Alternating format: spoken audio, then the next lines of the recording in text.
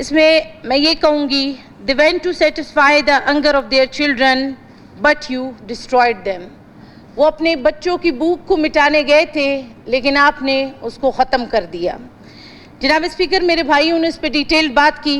نوکنڈی چاغی کے بہت سی گاڑیوں کو پاک افغان بارڈر پہ فورسز نے اپنے ہاتھ میں لیا. تقریباً آلموسٹ اس میں 250 سے 300 لوگ بھی تھے. اس کے بعد ان کی گاڑیاں چھین کر اس کو ان صحرا میں ویسے ہی پیدل بھجوا دیا گیا کہ آپ لوگ بچ جاتے ہیں، جہاں تک پہنچتے ہیں ہمارا کنسرن نہیں. گاڑیوں کو لے کے وہ چلے گئے.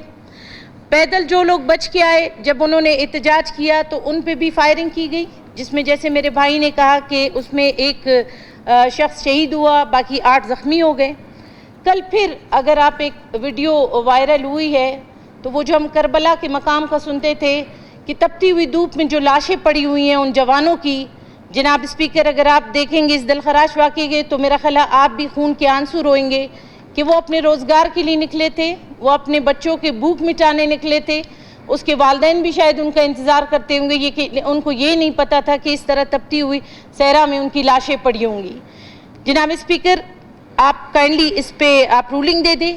ایک جوڈیشنل انکوائری ہونی چاہیے اور جو لوگ زخمی ہیں ان کے لیے بھی فوری طور پر گورنمنٹ کی طرف سے ان کو بھی باقاعدہ گورنمنٹ کی اس سے ان کی ٹریٹمنٹ باقاعدہ ہونی چاہیے. اور جو لوگ جتنا ان کا لاس ہوا ہے اس کو بھی ری ایمبرس کرنا گورنمنٹ کی ذمہ داری ہوتی ہے، کیونکہ ان غریب لوگوں کا جتنا بھی سرمایہ وہ صرف ایک گاڑی ہوتی ہے جو ان سے چھین لیا گیا. بعض لوگ تو وہاں پہ ڈرائیور ہوتے ہیں، ان کی اپنی بھی گاڑیاں نہیں ہوتی، تو اس کو بھی ری ایمبرس کرنا اس وقت کے حکومت کی ذمہ داری ہوتی ہے کہ ان لوگوں کو فیسلیٹیٹ کرے. تھینک یو جناب. جی